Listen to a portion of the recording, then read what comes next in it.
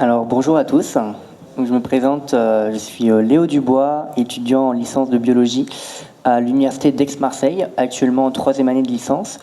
Donc j'ai 23 ans et j'ai écrit un livre qui s'appelle Covid-19, plus jamais ça, publié aux éditions Marco Pieter en Belgique l'année dernière en septembre 2024. C'est un livre qui fait à peu près 200 pages et qui contient plus de 750 références scientifiques et officielles, en utilisant des données de l'État, Santé publique France et des données gouvernementales. Et, voilà. Et je remercie également l'invitation de Nicolas à cette conférence, à ce week-end citoyen. Et voilà. Et donc moi, ce que je vais faire aujourd'hui, je vais vous... ça marche ? Ça marche pas ? Ah, c'est bon, pardon. Alors, je vais vous parler du sujet des ce qu'on appelle vaccin Covid, alors vaccin entre guillemets, et je vais vous parler vraiment de ce qui n'allait pas autour de cette technologie. Donc, moi, le titre de ma conférence que j'ai décidé de donner, c'est est-ce qu'on va vers un nouveau scandale sanitaire, comme on en a connu par le passé, à savoir, par exemple, le Vioxx, comme il a été mentionné tout à l'heure. Voilà. Donc premièrement, donc selon on va dire la pensée officielle, de scientifique. Donc premièrement pour vous introduire, eh bien on a le SARS-CoV-2, c'est le nom du virus qui cause ce qu'on vous appelle la maladie de Covid-19 et qui contient à sa surface la protéine spike, qui lui au récepteur ACE2 pour infecter les cellules humaines et ensuite pour se multiplier. Donc ça, c'est ce qui est présenté officiellement. Concernant la technologie vaccinale, entre guillemets, en fait, ce qu'on a fait dans une seringue, on vous injecte un ARN messager encapsulé, protégé par ce qu'on appelle une nanoparticule lipidique, c'est-à-dire des nanos de taille nanométrique, des petits billes de gras, de graisse, qui permettent de protéger le matériel génétique pour pouvoir le faire entrer à l'intérieur de la cellule. Et le but qui est décrit, c'est de faire en sorte que cet ARN traduise une protéine de virus qui va ensuite être supprimée par la réponse immunitaire. En fait, le but, c'est de déclencher une réaction immunitaire pour vous immuniser. Donc ça, c'est ce qui est expliqué au niveau officiel. Mais on ne vous explique pas les dessous de cette technologie, le risque potentiel d'intégration dans le génome et le problème de réaction immunitaire contre les cellules qui produisent cette protéine. Voilà, donc on déclenche en quelque sorte une maladie auto-immune. C'est un peu le principe du vaccin, mais il n'est pas décrit tel quel par les autorités sanitaires. Alors ensuite, pour vous expliquer un peu comment se passent les essais cliniques, parce que quand on veut mettre sur le marché un produit, normalement un produit doit subir des différents types de tests sur une période de 10 à 15 ans. On commence par exemple par les études précliniques, in vitro, c'est-à-dire sur des cellules cultivées en laboratoire, et in vivo sur des animaux, comme des souris ou des rats. Et une fois que les études précliniques sont validées, on passe à la phase 1, c'est-à-dire la première phase d'expérimentation où on teste pour la première fois le produit chez l'être humain. Donc là, j'insiste, il s'agit de personnes volontaires qui ont donné leur consentement. Voilà. Et après, on a la phase 2 où, une fois que la phase 1 est validée, on va ramener un peu plus de monde pour évaluer à la fois l'efficacité et la tolérance. Et la phase 3 sur des milliers de personnes, volontaires encore une fois, pour essayer de valider davantage les données. Et ensuite, au bout de 10-15 ans, on peut donner une AMM si toutes les phases sont concluantes. Avec les vaccins Covid, on a tout fait en même temps. On a testé les animaux quasiment en même temps qu'on a testé les humains. Voilà. Et chaque phase était ont été déroulées quasiment pratiquement en même temps. Et le plus gros scandale de ce que j'ai vu, c'est que on a délivré une AMM conditionnelle alors que la phase 1 n'était même pas finalisée. Je rappelle, la phase 1, c'est la première phase d'expérimentation chez l'homme. Donc déjà, c'est un scandale énorme. Et tout ceci, on l'a fait en même pas 8 mois. Donc ça a été extrêmement rapide et ça cause énormément de problèmes, chose qu'on va voir juste après. Voilà, pour également vous introduire, alors connaissez-vous la définition d'une AMM conditionnelle, hein, donc elle est décrite comme là, et en fait il y a une particularité pour l'AMM conditionnelle. En fait, on peut délivrer une AMM conditionnelle uniquement s'il n'y a pas de traitement approuvé, où il n'y a pas besoin médical satisfait dans la communauté. Donc ça veut dire que en fait, si on aurait de l'ivermectine, on aurait de la vitamine D, la vitamine C et tout, qui aurait été reconnu comme efficace contre le Covid, eh bien on n'aurait jamais pu, juridiquement, valider ces vaccins, enfin ces produits géniques. Donc déjà, c'est encore une petite magouille pour combattre les traitements qui fonctionnent, notamment les traitements naturels. Quand on a eu l'AMM, au mois de décembre, comme je l'ai dit, on n'a toujours pas finalisé la phase 1. En fait, tout simplement, on n'avait aucune donnée sur la tolérance, et notamment chez les personnes qui sont considérées comme à risque, à savoir les personnes immunodéprimées, les femmes enceintes, les données de sécurité à long terme, parce que voilà, on ne peut pas dire qu'en 8 mois, un produit ne va rien faire dans 10-15 ans. On peut pas. Enfin, le temps ne s'achète pas. C'est pas comme Jérôme Marty, c'est pas en cumulant la somme des gens vaccinés qu'on va dire qu'on a des milliers d'années de recul. Ça ne marche pas comme ça. Hein. C'est pas scientifique du tout. Et voilà, donc là, ce sont tout simplement l'Agence européenne du médicament qui nous avait déjà averti dès le début. Enfin, averti, ça a été écrit, hein, il suffisait juste de lire. Idem pour l'efficacité, en fait, on n'avait pas de données probantes ou manquantes sur à la fois la durée de protection chez les personnes de moins de 16 ans, les plus de 75 ans, sur les formes graves, la mortalité. Voilà, en fait, et ni sur la transmission du virus, en fait, on n'avait pas de données probantes qui venaient certifier que voilà, le produit était safe et efficace. De même, on n'a aucune étude de pharmacologie, de génotoxicité, c'est-à-dire de toxicité sur le génome, l'ADN, et de cancérogénicité. Bon, ça, les laboratoires se défendent en disant que ce n'est pas exigé par l'OMS, du coup, ils ne vont pas perdre du temps à les faire. De même, aucune étude de pharmacocinétique ou de biodistribution, c'est-à-dire du devenir du médicament dans l'organisme. Donc aucune étude, en fait, on n'en savait rien. Donc toutes les personnes qui vous ont dit, écoutez, l'ARN reste dans le muscle, reste dans le bras, il ne va pas ailleurs, en fait, on n'en savait strictement rien à l'époque. Maintenant, aujourd'hui, on sait ce qui se passe. Voilà, j'en parlerai tout à l'heure, mais sachez que ça peut circuler absolument dans tout l'organisme. Et pour retenir de ce chapitre d'essais cliniques, à mon sens, le plus gros des scandales, déjà, premièrement, je l'ai évoqué tout à l'heure, c'est que les phases 1 et 2 et 3 ont été menées en même temps. On n'avait pas achevé la phase 1 au moment de l'AMM.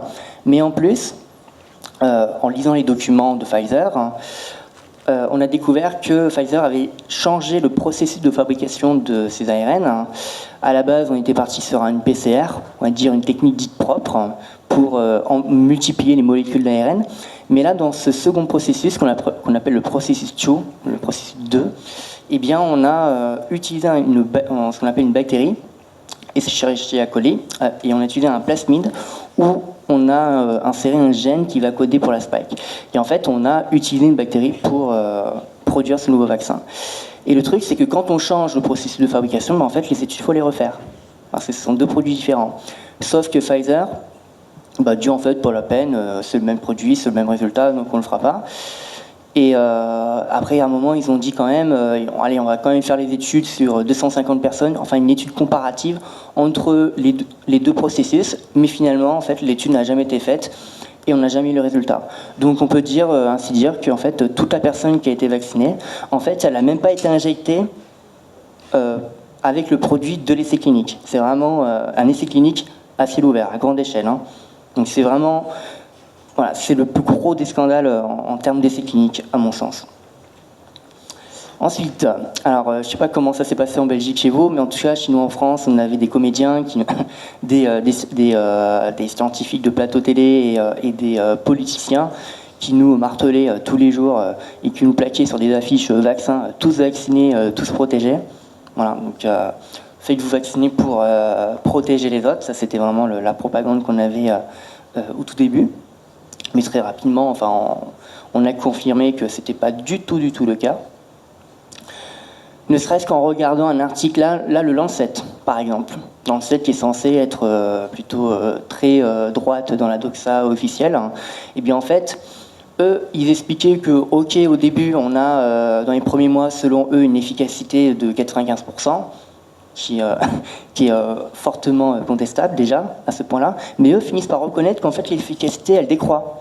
Elle devient négative au bout de 7 à 8 mois. Alors, ils sont malins.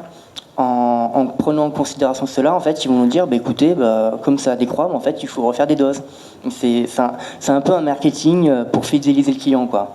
On dit, voilà, l'efficacité diminue, allez hop, reprenez pour rebooster, on va dire, l'immunité. Mais encore une fois, c'est encore une supercherie.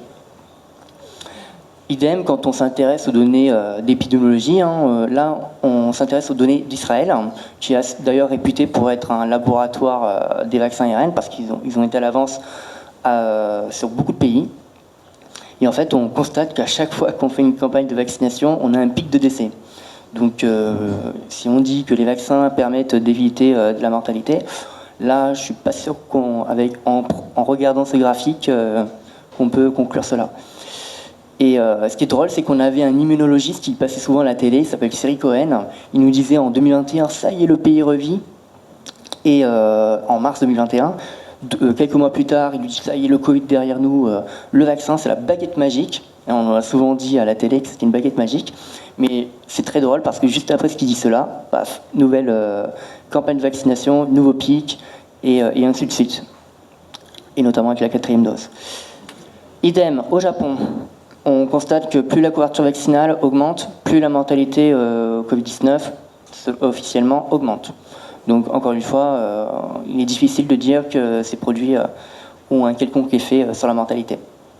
Enfin, en tout cas, ça ne donne pas du tout l'évidence. Ensuite, au niveau scientifique, il y a une étude du CDC américain, les Center Disease of Control and Prevention aux États-Unis, qui a mené une étude sur un comté, c'est le Massachusetts, voilà, si je prononce bien, qui essayait de comparer les malades du Covid entre vaccinés et non vaccinés. Et en fait, il nous disait que en fait, 74% des symptomatiques, donc des gens qui ont des symptômes, qui sont malades, pas des positifs, parce qu'encore ça, c'est une supercherie, eh bien, il nous disait que en fait, ça se produisait chez les personnes vaccinées, pour une couverture vaccinale à 69%. Donc, ce qui veut donc dire, c'est encore une preuve qu'il n'y a aucune réduction des cas malades de Covid-19 par la vaccination. Et il s'intéresse aussi à la charge virale. Donc, selon eux, il n'y a aucune différence de charge virale entre vaccinés et non vaccinés. Donc, ce qui donne la preuve qu'il n'y a aucun effet sur la transmission. Donc, encore une fois, c'est une supercherie à ce niveau-là.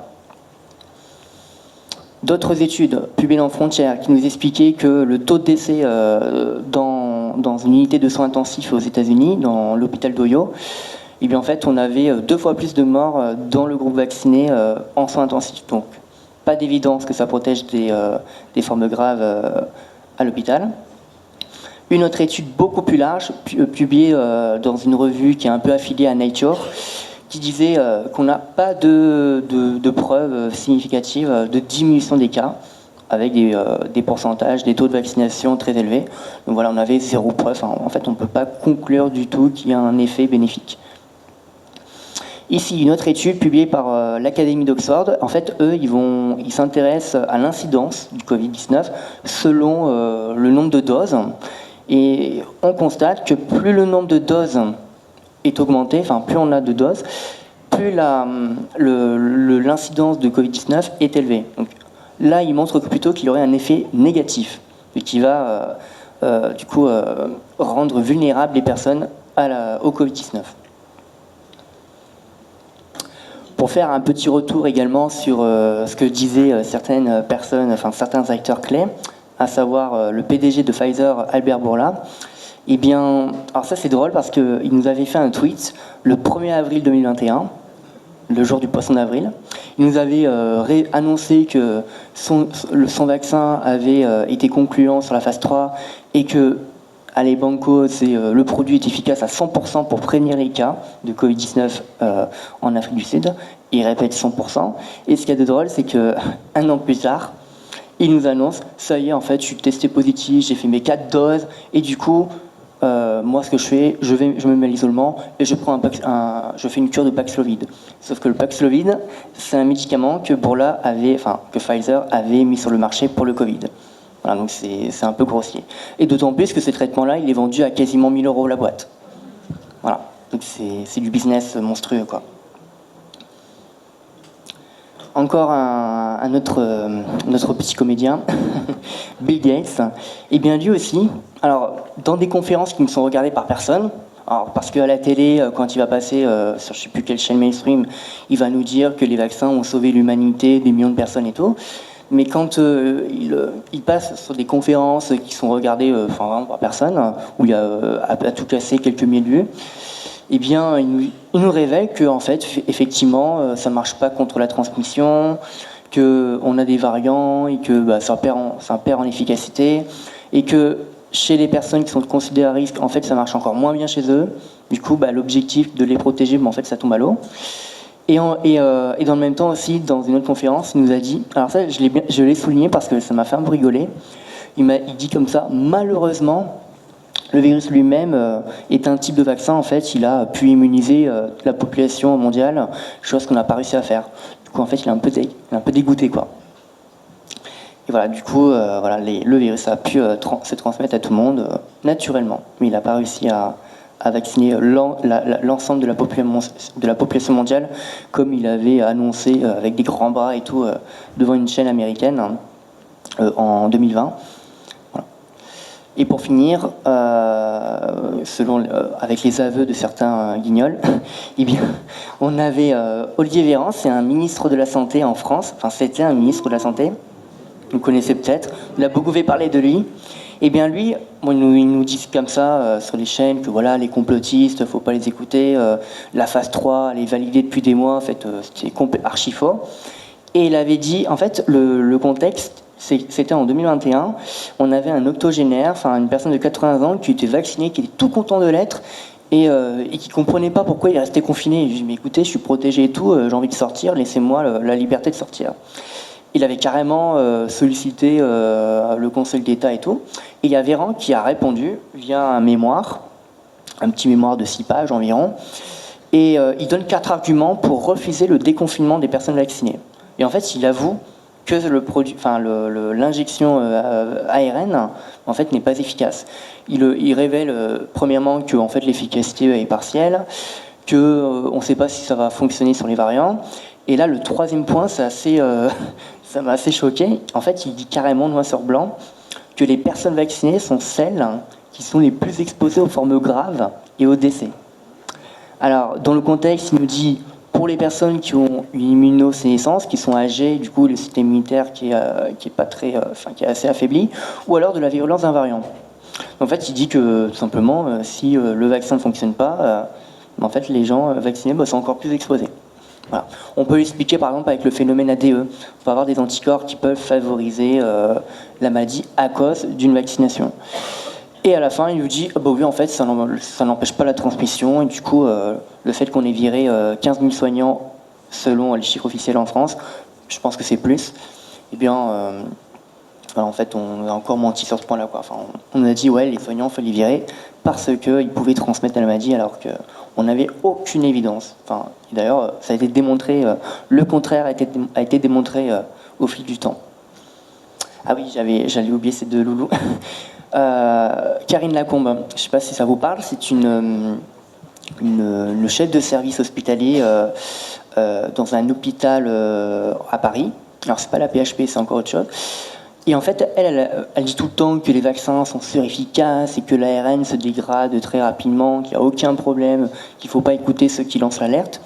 Et bien en fait, elle avait dit en 20 secondes de temps, en avril 2021, que en fait, lorsqu'il y a une mutation, en fait, le vaccin il est déjà plus efficace, mais que vous allez développer la maladie quand même. Elle l'avait dit. Voilà, c'était dit.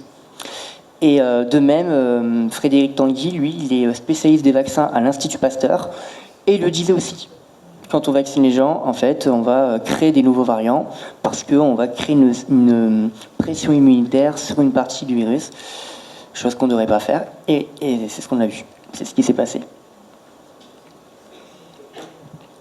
Alors, là on change de chapitre. Là, je vais vous parler des composants, alors déclarés, sauf le dernier où il a été caché pendant un temps. Tout d'abord, les vaccins, on les appelle, enfin, on appelle ça vaccin. Enfin, vous comprenez, hein, c'est pas vraiment un vaccin.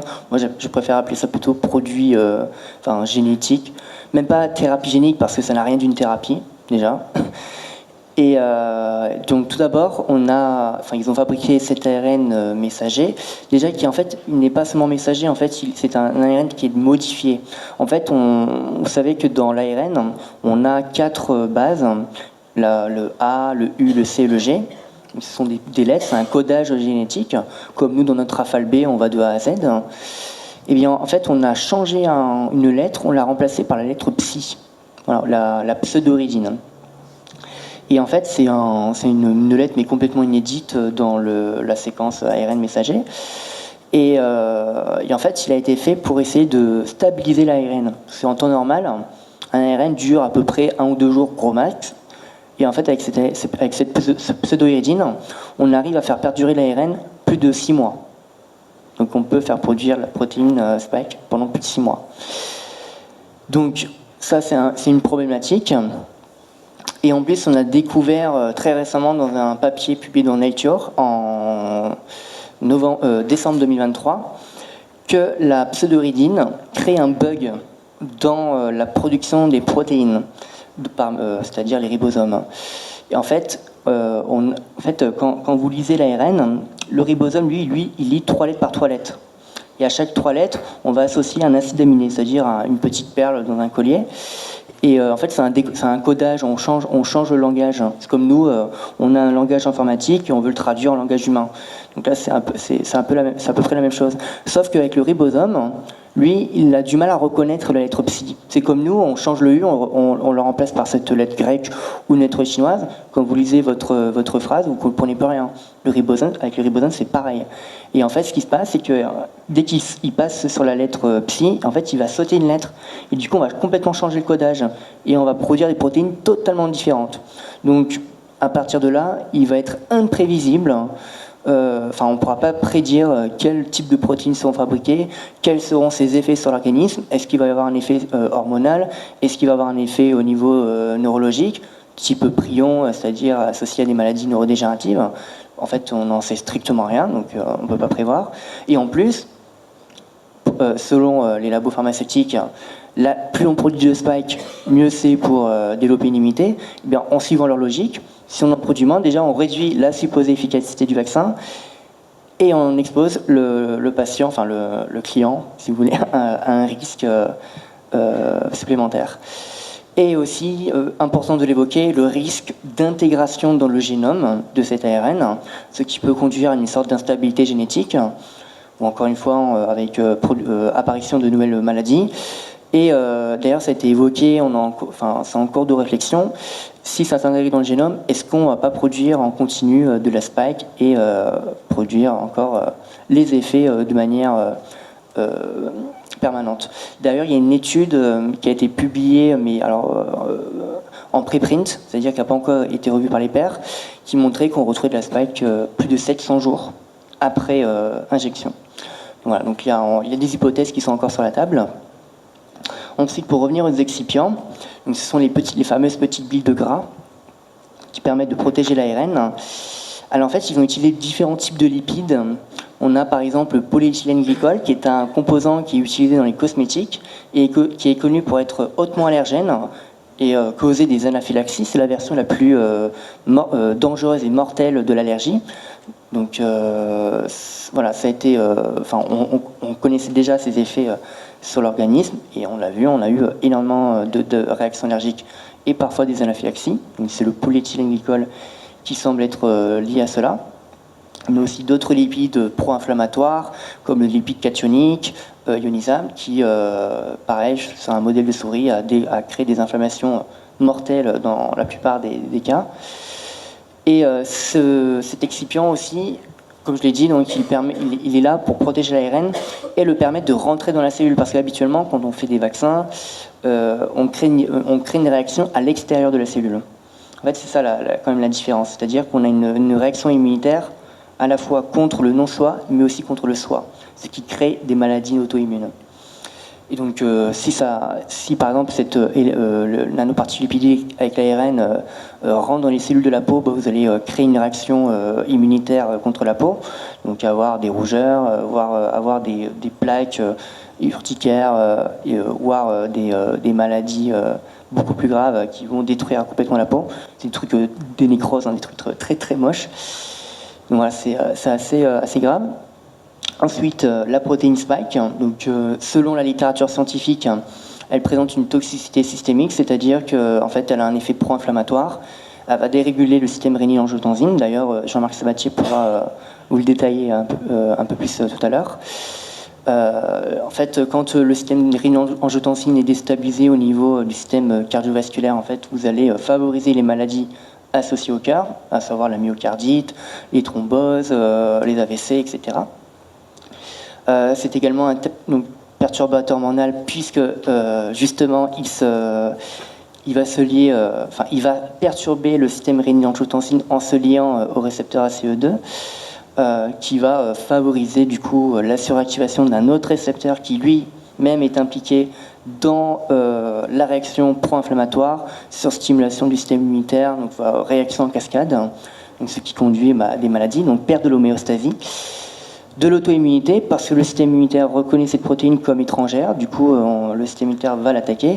Et aussi, si cette protéine est produite dans des cellules immunitaires, en fait, le système immunitaire va s'attaquer lui-même.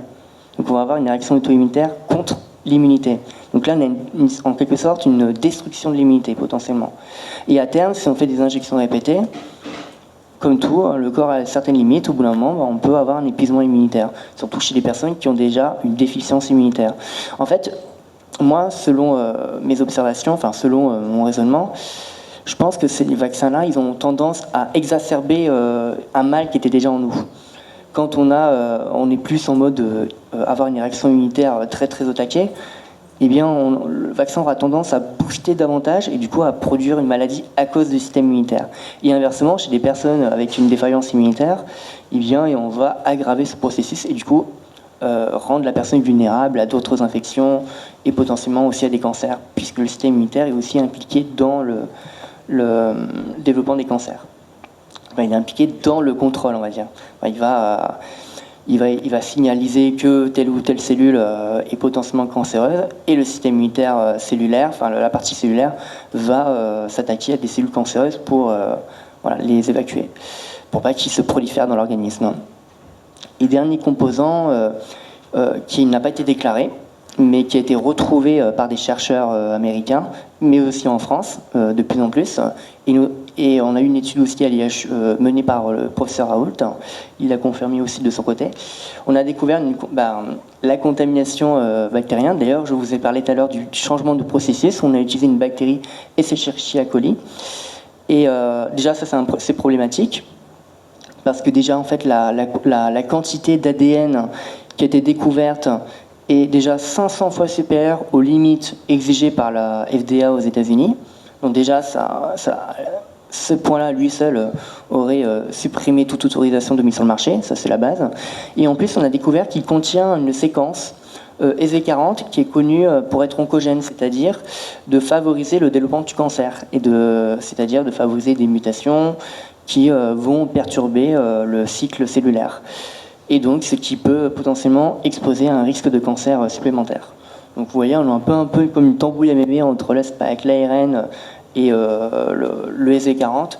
Donc, malheureusement, chez certaines personnes, si les facteurs se réunissent, eh bien, on va déclencher le pire des effets secondaires. Alors oui, ça, je vous en ai parlé, c'est le changement de la séquence nucléotidique de l'ARN. Donc, comme je vous l'avais dit, on a les AUCG et on a remplacé les U par les PSI. Donc voilà, c'est pour vous schématiser un peu. Je vais passer. Aussi, ça je l'ai évoqué tout à l'heure, un risque vraiment, j'y ai réfléchi assez tôt quand on a déployé ces vaccins. Le problème, c'est que si cet ARN s'intègre dans le génome, donc on va introduire l'instruction qui nous dit de produire la protéine spike. Du coup, une fois qu'il est intégré, il va y avoir transcription et ensuite traduction de ces ARN qui font partie de nous en protéine spike. Du coup, en fait, il y a potentiellement un mécanisme définitif qui fait que certaines personnes vont produire de la spike en continu avec un temps indéterminé, quoi. Alors heureusement, ça ne va pas le faire chez tout le monde, ça dépend de plusieurs facteurs. Est-ce qu'on va l'intégrer? Voilà, ça dépend de chacun. Mais a priori, c'est un processus qui est quand même assez rare, mais qui n'est pas inexistant. Donc malheureusement, chez certaines personnes, ce sera très compliqué. Et du coup, voilà, ça va déboucher à des maladies comme celles que je vous ai décrites. Ici, là, c'est un large panorama de la diversité des effets indésirables qui a été rapporté dans la littérature scientifique à ce jour sur le site react19.org. On a recensé pas moins de 3500 études, ce qui est quand même colossal. Donc sur les différents types d'effets secondaires, là comme vous pouvez le voir, en fait, les effets secondaires, on les retrouve partout dans l'organisme. Dans le cerveau, on peut avoir des AVC, AIT, sclérose en plaques, ça a été mentionné dans la littérature. On a vu aussi des syndromes de Parkinson, l'Alzheimer, ça a été décrit. Au niveau de la peau, on a des éruptions cutanées, on a des urticaires, on a des ecchymoses, on a aussi le syndrome de Stevens-Johnson, c'est-à-dire que les vaccins peuvent induire la nécrolyse épidermique toxique. Donc, je ne sais pas si vous connaissez ça, je vous mets pas les photos parce que c'est très très très très moche à regarder. En fait, c'est le corps qui se met à pourrir, tout simplement. Enfin, c'est hyper moche, hein, c'est très laid. Et ça, c'est vraiment la version l'une des plus graves de l'allergie au niveau de la peau. On retrouve des œdèmes. Et d'ailleurs, je ne l'ai pas mentionné, mais sur le tableau, je n'avais pas la place. Mais on a retrouvé dans la littérature, j'ai retrouvé 2 études qui expliquaient que chez certains vaccinés, on retrouvait la lèpre. Un truc qui avait quasiment totalement disparu. Donc c'est assez incroyable.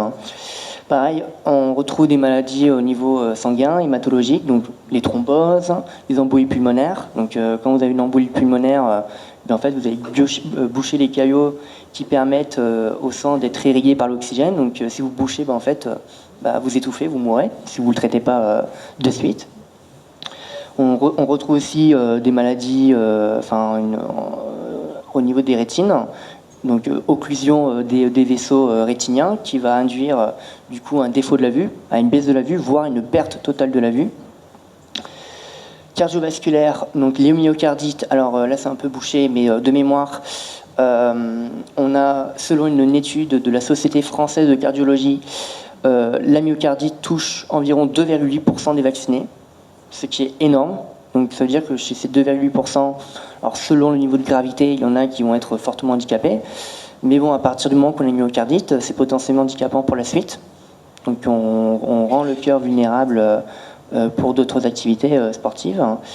On a du coup également les péricardites qui se produisent également au niveau du cœur, infarctus du myocarde, insuffisance, arrêt cardiaque et potentiellement qui amène au décès aussi. Troubles immunitaires, donc réaction allergique que je l'évoquais tout à l'heure. Les anaphylaxies, selon une étude observationnelle, on retrouve une incidence de 1 pour 4000. Donc c'est-à-dire que pour 1 pour 4000 personnes, malheureusement, le décès est potentiellement, je ne vais pas dire inévitable, mais très très probable. Et on retrouve aussi un syndrome que les médecins n'arrivent pas à expliquer. Mais bon, ça semble clair comme de l'eau de roche. Hein. C'est en fait une fatigue, une dysautonomie. En fait, c'est une perturbation générale de l'organisme, une perte de l'homéostasie, qui fait qu'en fait, on est tout le temps pas bien. Enfin, on ne sait pas pourquoi. On ne trouve pas forcément les raisons. On est tout le temps fatigué, on a des douleurs musculaires, on n'arrive plus à réfléchir, on a des brouillards et tout. Et en fait, c'est juste qu'il y a eu ce vaccin-là a eu un impact sur le système immunitaire ou hormonal. Il faut savoir que hormonal et immunitaire sont en interaction tous les deux. Si vous perturbez l'un, eh bien l'autre va être également perturbé. Voilà. Et on a aussi des maladies, des troubles des cycles menstruels. Ça a été hyper documenté. Et on retrouve, selon une étude observationnelle italienne, cela concernerait environ 50 à 70% des femmes vaccinées, ce qui est gigantesque. Donc voilà, ça montre quand même qu'il y a Statistiquement, il y a déjà un problème. Et on retrouve également des fausses couches en conséquence, avec une augmentation de plus de 2300% selon la pharmacovigilance américaine, le VAERS. Voilà, ce sont les données officielles, on va dire. Ici, pareil, une autre étude s'intéresse aux chiffres de pharmacovigilance. Pour les myocardites, on a une augmentation de plus de 2500%, en l'espace d'un an, quoi. En fait, on a fait la moyenne des 20 dernières années, on se retrouve avec 2500% en plus. Et parmi toutes ces personnes qui ont déclaré des myocardites, eh bien, ça touche, ces personnes-là, pour les 3/4, sont hospitalisées. Donc, voilà, ça, on est loin de la petite myocardidounette, hein. C'est un truc potentiellement mortel. Et parmi les personnes également qui ont eu la myocardite, il y en a 3% qui en sont morts, malheureusement. Pareil, ici, selon les données du VAERS, les fausses couches, donc plus de 3600%. Les cycles menstruels, ça c'est gigantesque. D'ailleurs, on l'a vu avec l'étude observationnelle italienne. Augmentation de plus 26 000% des déclarations, ce qui est... je ne sais pas si vous vous représentez, mais c'est juste énorme. Et voilà. Et si on revient, alors moi j'ai les données françaises. L'ANSM, c'est le centre de pharmacovigilance qui recense les cas d'effets secondaires. Alors il faut savoir que seulement 1 à 10% des effets indésirables sont remontés, ce qui veut donc dire que dans le meilleur des cas, le 193 000 effets secondaires que vous voyez, dans le meilleur des cas, vous devez le multiplier par 10, ce qui fait environ pratiquement 2 millions. Et au pire des cas, vous le multipliez par 100, ça fait 20 millions. Donc pour vous donner un ordre d'idée, sur 65 millions de personnes, on n'est pas loin du tiers de la population qui a souffert des effets indésirables. Et dans le monde, l'OMS avait déclaré 5 300 000 cas. Et je ne l'ai pas écrit, mais la NSM considère que 25% sont des cas graves, donc ce qui fait qu'environ 46 000 personnes déclarées ont un effet grave. Et en appliquant le pourcentage de sous-déclaration, en fait, on monte à entre 400 000 et 4 millions d'effets indésirables graves, hein, qui sont potentiellement mortels. Alors là, on arrive à la fin. Donc là, il s'agit de faire une petite remise en perspective des effets de la vaccination sur la mortalité, toutes causes confondues. Alors volontairement, je ne vous présente pas les données Covid, parce qu'on a tendance à étiqueter Covid tout et n'importe quoi, donc c'est pas une donnée probante, il n'y a rien de solide. Par contre, la mortalité toutes causes confondues, en fait, on ne peut pas mettre dans des cases, c'est beaucoup plus compliqué. Donc là, on a une vision un peu plus objective. Donc là, on s'intéresse aux personnes de 18 ans et plus. Alors certains vont me dire, oui, il y a peut-être un biais avec l'âge, les personnes âgées sont plus vaccinées, du coup ça peut fausser. Mais même les données, en se focalisant sur les 18-39 ans, on retrouve exactement le même type de graphique, à peu près les mêmes pourcentages. Donc voilà, pour répondre à cette interrogation-là. Et qu'est-ce que l'on voit ? Donc ces données-là proviennent de l'Angleterre, parce qu'en France, le gouvernement ne veut pas nous les donner, en nous disant que, écoutez, on les a pas, on peut pas vous les fournir, alors que on a l'ONIAM, l'assurance maladie qui connaît il connaît le profil des gens vaccinés, les autres ils produisent des graphiques, voilà. En tout cas, on peut les avoir. Et en Angleterre, donc on a les données de mortalité en fonction du statut vaccinal. La couverture vaccinale en Angleterre est de environ 18% de non-vaccinés et 78% de vaccinés 2 doses au moins. Et dans le même temps, la part des décès parmi les personnes vaccinées est de 96%. Alors là, je mets les deux courbes parce que c'est important de faire la différence, parce que on a une chose qui s'appelle le paradoxe de Simpson. Il faut comparer les courbes en fonction de la couverture vaccinale. Par exemple, si on a 80% de couverture vaccinale et qu'on a 80% de vaccinés qui meurent, ça ne veut pas dire que le vaccin est dangereux. Ça veut juste dire qu'on est dans le même niveau que la couverture vaccinale, c'est-à-dire qu'il n'y a pas eu d'effet. Là, on voit que la courbe des décès est supérieure à la courbe de la couverture vaccinale, ce qui montre que les vaccins sont néfastes. Voilà, qui causent plus de décès que les non-vaccinés. Donc là, ça démontre définitivement que les vaccins n'ont pas un effet bénéfique sur la mortalité, qui ont un effet même négatif. Et ça se voit d'autant plus chez les personnes qui ont 3 doses et plus. En fait, l'écart est encore plus grand entre la couverture vaccinale et 3 doses et plus et la part des décès. Pour une couverture vaccinale de 65%, on a 90% de décès. Donc ce qui démontre encore une fois que ces produits ne protègent absolument pas de la mortalité. Ah oui, et encore un autre point qu'on peut aborder rapidement. Il y a un point qui est encore en cours de débat, ce qu'on appelle le shading vaccinal, c'est-à-dire la potentielle transmission du vaccin de vacciné à non vacciné. Alors le but n'est pas de polariser les gens, voilà, de dire ouais, t'es vacciné, t'es dangereux pour moi. Il ne faut pas rentrer dans ce jeu-là. C'est quelque chose qui va être très rare, enfin plutôt rare, et surtout je pense qu'il ne devrait pas être très grave. Voilà. En fait, si vous transmettez la protéine spike, en fait, il n'y a pas de danger. Hein. Vous allez transmettre une quantité infime et le corps va se nettoyer tout seul sans problème. Par contre, si c'est de l'ARN, voilà, c'est une autre histoire. Donc là, j'ai envie de citer plusieurs études qui ont été publiées dans des revues, on va dire, prestigieuses, entre guillemets, où on a détecté de l'ARN dans le lait maternel des femmes vaccinées pendant plusieurs jours après vaccination. Et chez certaines femmes, en fait, la couleur du lait maternel avait changé apparemment au bleu-vert. C'était pas très joli. Voilà, c'était des études qui ont été publiées dans Nature, de mémoire aussi dans le Lancet, en bas. Voilà, donc ça a été documenté. Alors eux, ils vont dire, mais vous inquiétez pas, ça dure pas longtemps, ça reste très efficace, sans problème, faut pas s'inquiéter, mais ils le disent quand même. Voilà, donc il faut quand même prendre en considération. Ensuite, transmission placentaire. On a détecté de l'ARN vaccinal dans le placenta et le cordon ombilical. Ça a été révélé il n'y a pas longtemps, l'année dernière, en 2024.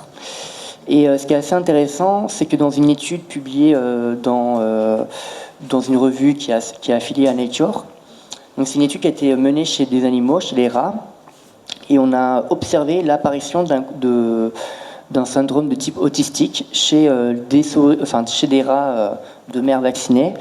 Et on a essayé de comprendre, d'essayer de voir au niveau biologique qu'est-ce qui s'est passé. Et on a découvert une diminution du nombre de neurones, diminution des performances sociales, motrices. On a un dysfonctionnement général.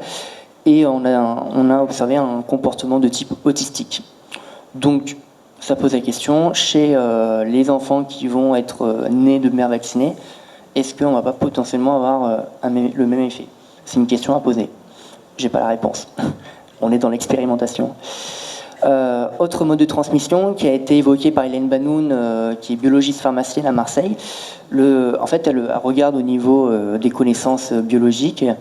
Et bien, en fait, le vaccin peut très bien être transmis via le sang.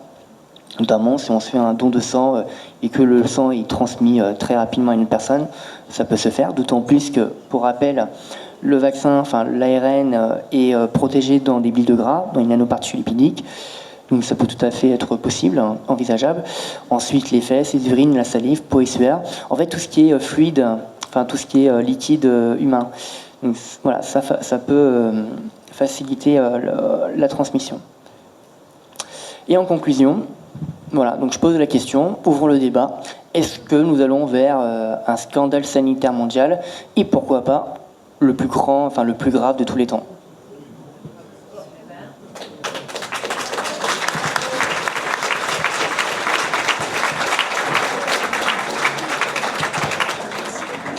« 23 ans, ça promet, hein. Avec celui qu'on a vu hier, tu vas encore l'applaudir. Donc tu étudies à Marseille, hein, c'est ça?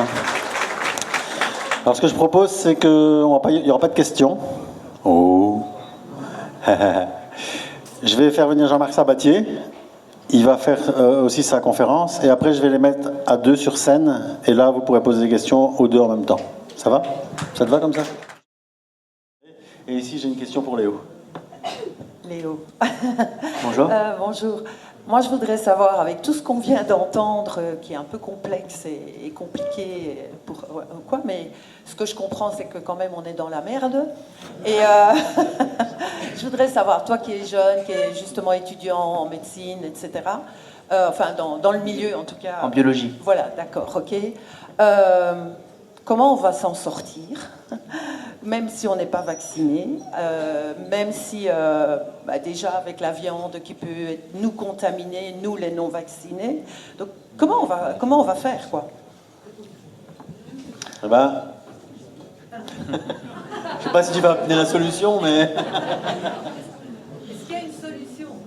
Alors moi, je n'ai pas de baguette magique, j'ai pas de solution service sur un plateau, mais moi, plutôt sur le plan psychologique, moi je me dis que c'est vrai qu'on vous a un peu secoué avec ce qu'on a raconté tout à l'heure, c'est un constat qui est alarmant, mais moi je garde espoir que, dans tous les cas, le vivant est tellement bien fait, tout ce qui a été construit par l'être humain peut être déconstruit, donc y compris quand on injecte, quand on a injecté ces ARN. Alors, pour la plupart des personnes vaccinées, évidemment, moi, ma conviction, c'est que comme notre organisme est tellement bien fait, au bout d'un moment, on va éliminer toutes ces toxines. Donc, moi, je ne fais pas trop de soucis là-dessus.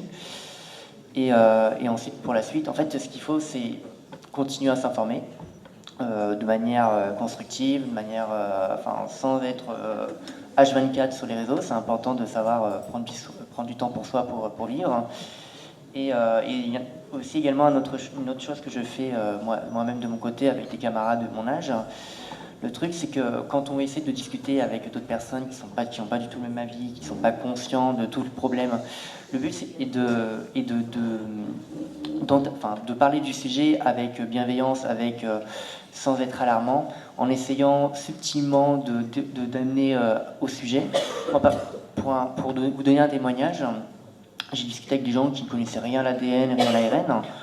Tout d'abord, en fait, je leur ai expliqué qu'est-ce que c'était, de manière passionnée, vu que je fais des études là-dedans. Et ces personnes-là se sont mises à m'écouter de manière attentive et franchement avec passion, quoi.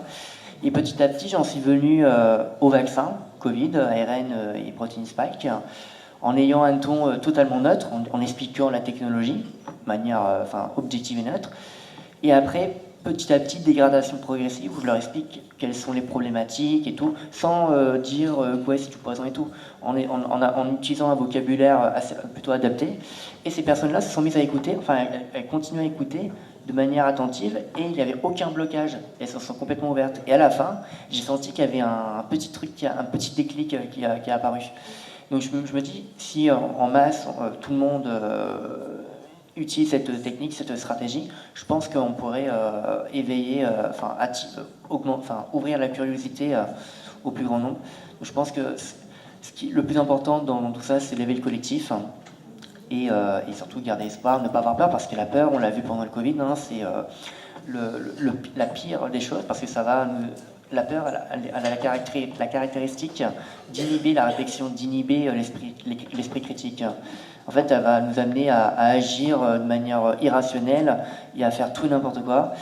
Et le but, c'est vraiment de rester calme et d'essayer de comprendre les choses de manière posée et calme. Donc, c'est vraiment un énorme travail déjà à faire sur soi et à conseiller à d'autres. Voilà. Donc, c'était un petit message d'espoir et je voulais transmettre. Oui.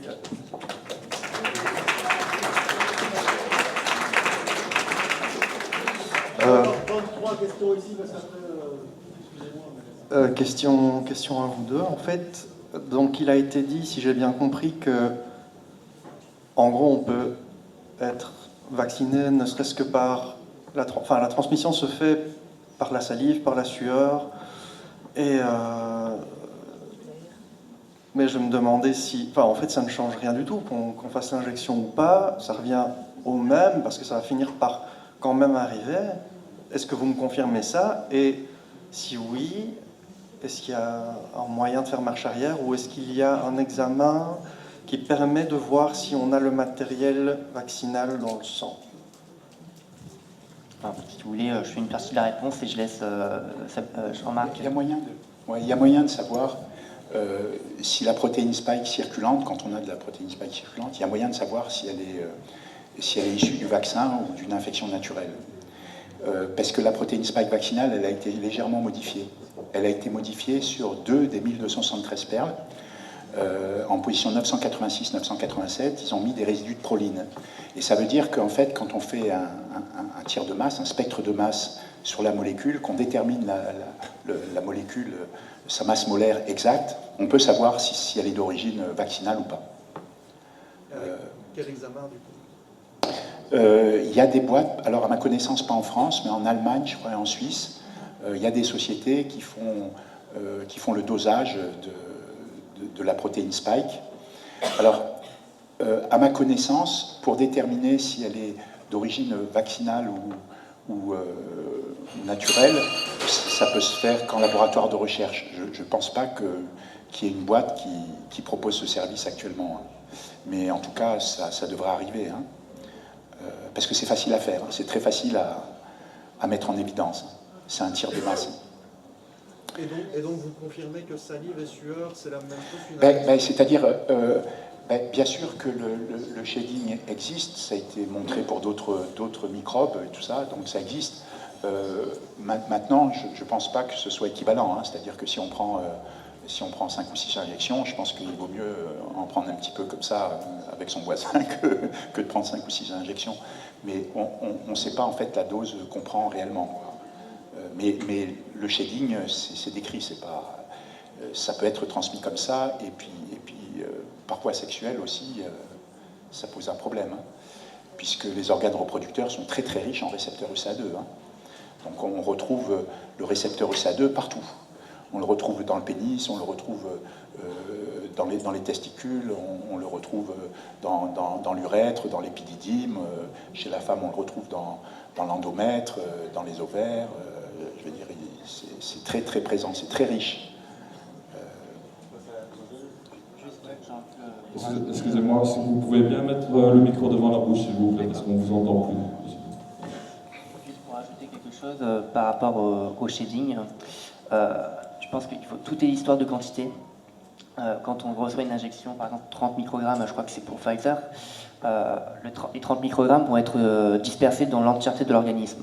Donc quand il va y avoir une contamination par un fluide qui contient un petit peu d'ARN, il aura une quantité extrêmement infime. Et donc par conséquent, si la personne reçoit cet ARN, s'il y a un effet, il sera extrêmement minime par rapport à la personne qui a été vaccinée en vrai. Donc ça relativise tout de même. Par contre, en ce qui concerne des vaccins auto-amplifiants, là c'est encore un autre problème. Parce qu'en eux-mêmes, ils ont la possibilité de se répliquer. Parce que il faut savoir qu'une injection vaccinale, ça représente beaucoup plus d'ARN messager qu'une infection.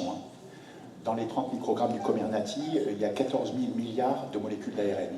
Et dans le Spikevax de Moderna, c'est 100 microgrammes pour la forme adulte, ça correspond à 47 000 milliards de molécules d'ARN. Donc c'est énorme. Excusez-moi, Oui. Quand on voit le monopole qu'a le Big Pharma sur le vivant, je veux dire, quand on entend qu'ils veulent vacciner les animaux et tout ça, je veux dire, on n'a pas une réponse politique par rapport à ça aussi. Ça, c'est un réel problème, parce que je veux dire, il n'y a pas un organe de contrôle sur des événements comme ça. Et je veux dire, il n'y a que le monde scientifique, quelque part, qui pourrait s'opposer à ça fermement, avec un soutien populaire, évidemment, mais je veux dire, il y a quelque chose qui doit se faire, parce que on ne peut pas jouer à la roulette russe avec les populations non plus. Alors, normalement, c'est l'ANSM. C'est l'ANSM qui a le pouvoir juridique de faire stopper les injections vaccinales. Parce que c'est l'ANSM qui a en charge la sécurité des médicaments. Et c'est vrai qu'en fait, ils ne sont pas testés. Je veux dire, on reçoit les... Enfin, ils sont enregistrés donc, par les autorités sanitaires qui donnent une approbation comme ça, mais je veux dire, à ma connaissance, ils ne sont pas testés du tout. C'est-à-dire qu'on ne connaît même pas ce qui est codé réellement dedans. Ils se fient à ce qui est donné en fait, par Big Pharma, c'est-à-dire les structures qui sont données, mais il n'y a pas d'organisme qui vérifie derrière. On pourra avoir un codage qui n'a strictement rien à voir avec la protéine spike et qui sera enregistré quand même, parce qu'ils ne contrôlent pas derrière. Ils ne contrôlent rien, et c'est là le problème. C'est qu'ils pourraient rajouter n'importe quel type de structure. Donc en fait, il n'y a pas d'organisme de contrôle qui fait le job. Ils enregistrent les médicaments, ils les autorisent. Le COSEL a été enregistré, il a été accepté par l'EMA. Mais on le voit, on voit qu'il n'y a pas de test derrière. Il n'y a que l'ANSM qui devrait justement pouvoir bloquer ça. Alors ici, je vais faire 3 questions d'un coup. Madame qui pose sur est-ce que les poules seront vaccinées, je suppose aussi que ça, je vais répondre en même temps, je suppose que les canards, si c'est les poules, les canards, tout le monde va être vacciné. On parle même aussi de vacciner tous les vaches maintenant à l'ARN messager aussi.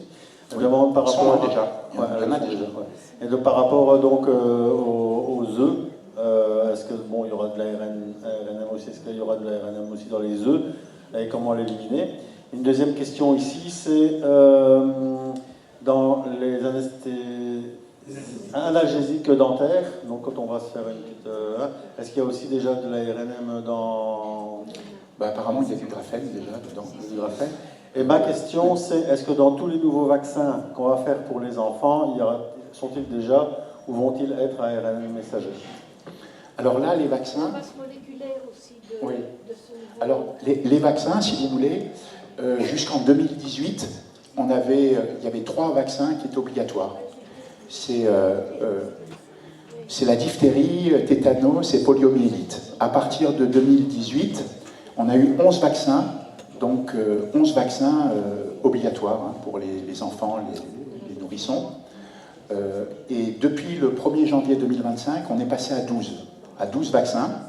Mais si on compte réellement, en fait, il y en a qui considèrent qu'on est à 15 vaccins. Pourquoi? C'est parce qu'ils ont enlevé un des vaccins, au 1er janvier 2025. Ils ont enlevé le vaccin contre le méningocoque C.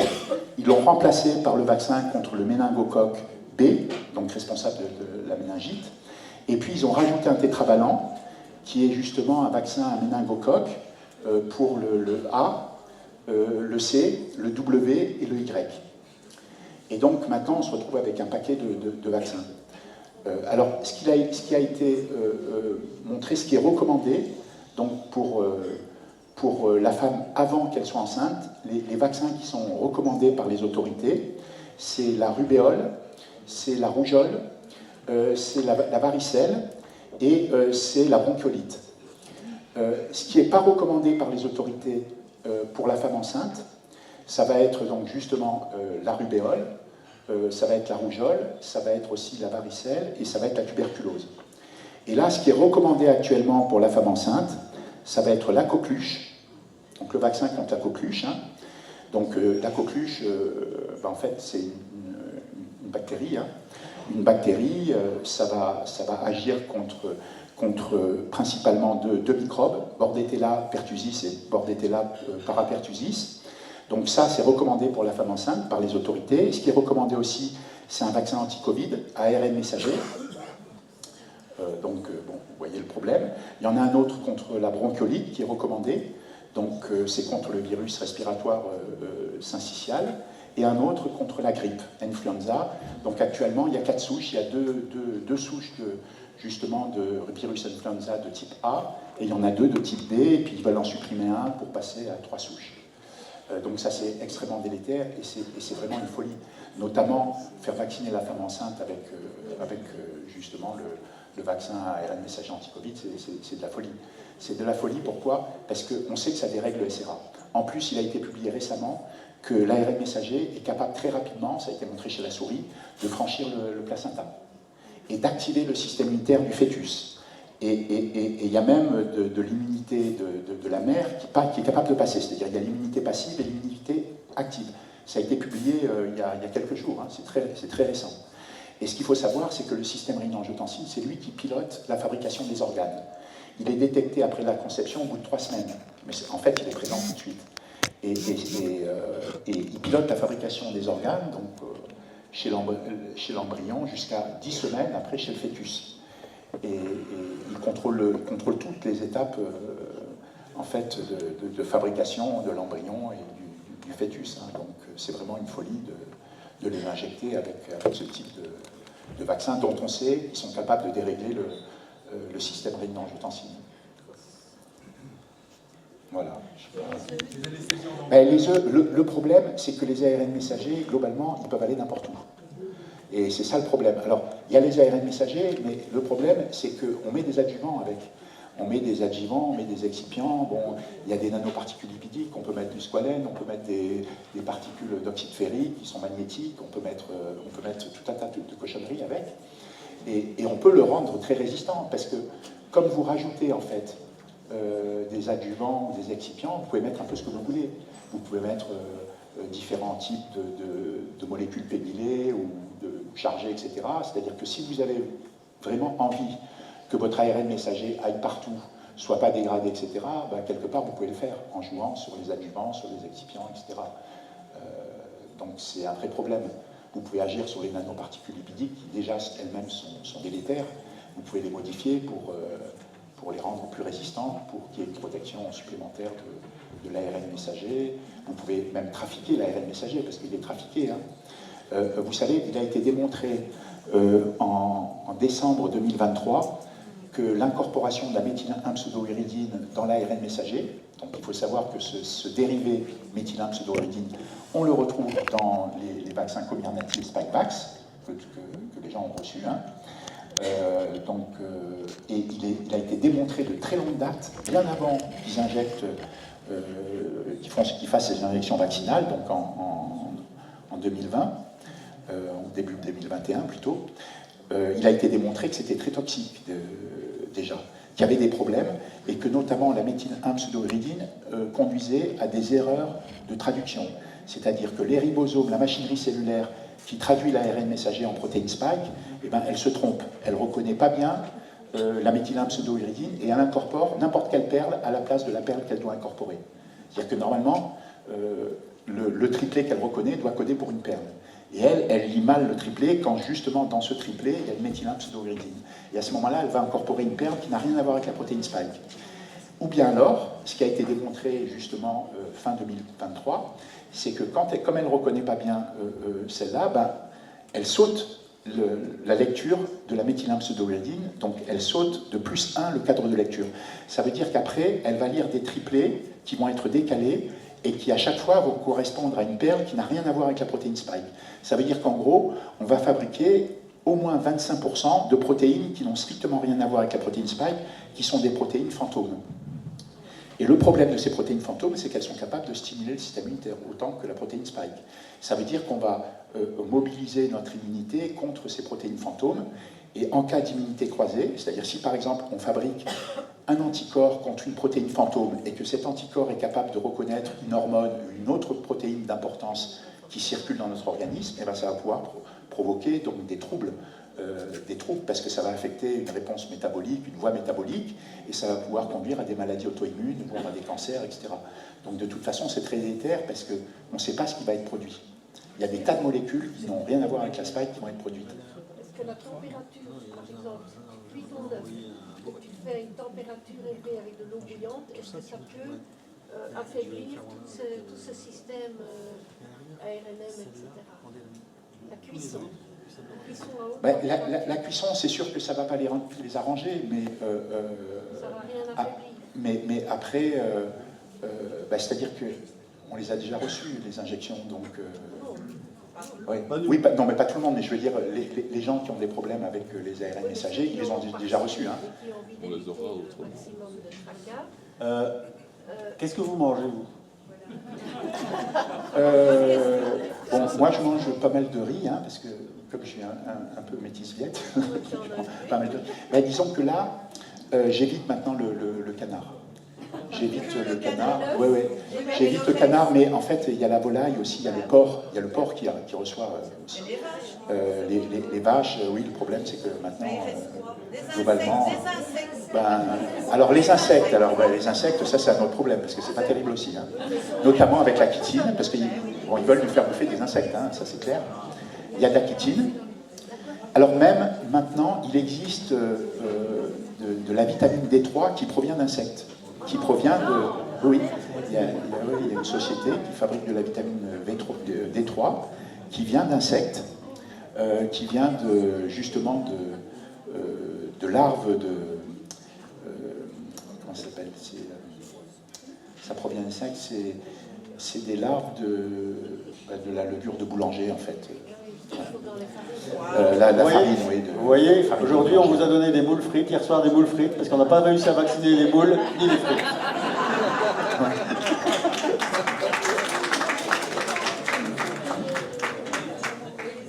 Quelle est la base moléculaire Pour les anesthésions dentaires.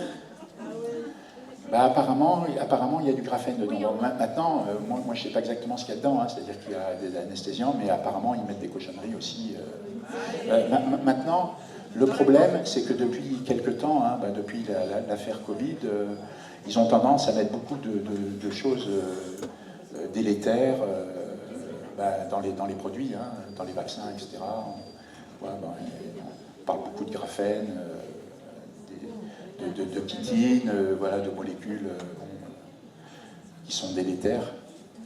Donc, est-ce que de l'ARN messager est possible dans les anesthésies involontaires? Ils peuvent mettre ce qu'ils veulent dedans. Le problème, c'est que les contrôles sont quasiment inexistants parce qu'ils acceptent tout. Là. Ils acceptent des choses qu'ils ne devraient pas accepter. Là, par exemple, le vaccin Ceva qui est utilisé contre le canard, c'est un vaccin ARN messager auto-amplifiant dirigé contre l'hémagglutine H5. Et j'ai vu qu'ils utilisent. Ils ne précisent pas quel est le nucléotide, mais ils précisent que c'est un nucléoside modifié. Nucléoside, c'est la base plus le ribose. Nucléoside modifié. Ils n'ont pas précisé, mais à tous les coups, c'est la méthylène-pseudoiridine. Pourquoi? Parce que c'est celle qui est utilisée dans le Comirnaty, c'est celle que tout le monde utilise. Et donc, comme il a été enregistré, que ça fait déjà 1 an et demi qu'il l'utilise, forcément, ils ont fait les tests à partir de ce dérivé. Mais ce dérivé-là, normalement, quand cette publication est sortie, ils auraient dû tout arrêter. Parce qu'il était prouvé noir sur blanc que c'était très dangereux, que c'est très délétère. Quand vous avez utilisé un dérivé qui n'est pas capable de reconnaître, qui n'est pas reconnu correctement par la machinerie cellulaire, qui se met à faire n'importe quoi, à incorporer n'importe quoi, normalement, ça aurait dû tout bloquer. Et normalement, en 2019, ils n'auraient même pas dû pouvoir mettre sur le marché ces ARN messagers. Pourquoi? Parce qu'ils utilisent la méthylène-pseudoiridine et il est décrit de très longue date qu'elle pose des problèmes. Moi, j'ai vu des articles qui ont 10 ans et qui montrent déjà que la méthylène-pseudoiridine pose des problèmes. Si vous allez chercher dans les publications scientifiques, dans PubMed, vous allez trouver justement des articles qui montrent qu'il ne fait pas l'affaire. Et ça va tellement loin, ils montrent tellement que des dérivés de nucléosides ne font pas l'affaire, c'est qu'ils sont même allés faire une expérimentation. Vous savez, quand le ribosome traduit l'ARN messager pour produire de la protéine spike, il y a des codons stop. C'est-à-dire que le ribosome, il décode des triplés. Et il y a 3 triplés de codons stop. Il y a UAA, UGA et UAG. Et en fait, ils ont substitué le U par une méthylène-pseudoiridine ou un dérivé de nucléoside. Et ils montrent que le ribosome, il ne s'arrête pas. C'est-à-dire, il ne le reconnaît pas, donc il continue. Donc, il a été montré expérimentalement, vraiment par A plus B, qu'il ne fait pas l'affaire. Et bien pourtant, il est utilisé en vaccination de masse, ce qui est n'importe quoi. Malgré ça, on a décerné un prix Nobel. Et il y a 2 prix Nobel, les 2 dernières années, là, ils ont attribué les 2 prix Nobel quand même liés à l'ARN. Il y a le premier, c'est Drew Weissman et Catalina Carico, donc pour la découverte justement des dérivés de nucléotides qui sont utilisés dans les ARN, notamment les dérivés méthylène-pseudoiridine. Et là, c'est Rufkun et Ambros pour la découverte des micro-ARN qui font partie des ARN interférents. J'ai une question pour Léo. Est-ce que chaque lot de vaccin a un numéro différent, un identifiant différent? Et je veux vraiment dire chaque ampoule, quoi. Alors, on m'a souvent posé, on m'a de temps en temps posé la question. Alors, il me semble que oui, mais après, je ne les connais pas. Voilà, je vais être honnête avec vous. Mais peut-être que Jean-Marc. Oui, apparemment, il y a au moins 3 lots. Il y aurait 3 lots de vaccins différents. Alors, il y a un site qui répertorie les lots.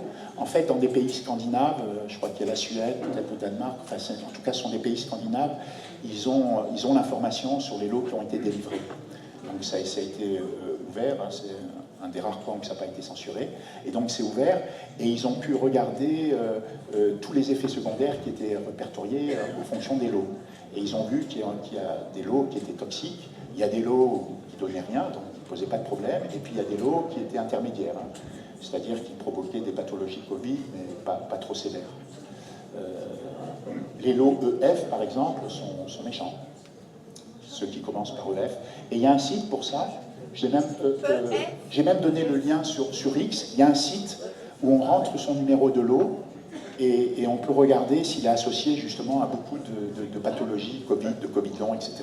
Ici, on va me donner un complément d'information par rapport à la question que je viens de poser. C'est est-ce que dans les contrats, est-ce que la loi n'oblige pas... je vais d'abord poser comme ça. N'oblige pas à mettre justement un numéro de lot pour chaque vaccin. Et toi, tu voulais dire quoi encore? Il y a une loi, il y a une directive européenne qui dit qu'il faut, depuis 2019, que tous les médicaments doivent être sérialisés, sauf il y a une liste blanche et ceux-là ne doivent pas être sérialisés. Maintenant, je sais que les vaccins ne sont pas sérialisés, mais est-ce qu'il y a, en parlant, enfin, c'est une ALM conditionnelle, est-ce qu'il faut le numéro de sérialisation? Est-ce qu'il y a quelque part une loi qui dit qu'il faut la sérialisation pour le traçage et pour le suivi des effets secondaires? Normalement, il y a des lois, mais elles ne sont pas suivies. Hein.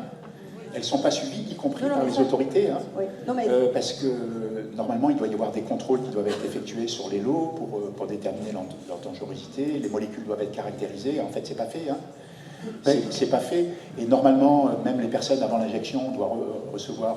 Il doit y avoir un consentement éclairé. On doit décrire les effets secondaires possibles des vaccins, etc. En fait, rien n'a été fait. Hein. On a obligé les gens à s'injecter. Il y a un monsieur là qui me fait remarquer, mais comment arrêter ces apprentis sorciers? Parce que quelque part, tout ce qu'on entend ici, c'est nous, on essaye de se défendre, on essaye de se nourrir autrement, oui, on essaye d'éviter, mais quelque part, comment éviter que ces gens nous fassent du mal, quoi? Alors, en fait, on parle d'apprentis sorciers. Apprentis sorciers, ça sous-tend que en fait, ils font des choses sans savoir ce que ça va donner. C'est-à-dire, bon, on injecte, on va voir ce qui se passe. Maintenant, si ça se trouve, et on s'oriente de plus en plus vers ça, c'est que ce ne sont pas des apprentis sorciers, c'est-à-dire qu'ils savent très bien ce qu'ils font. C'est-à-dire qu'il y a une stratégie autre derrière. Hein. Les plus complotistes diront que c'est de la dépopulation. Hein. Voilà.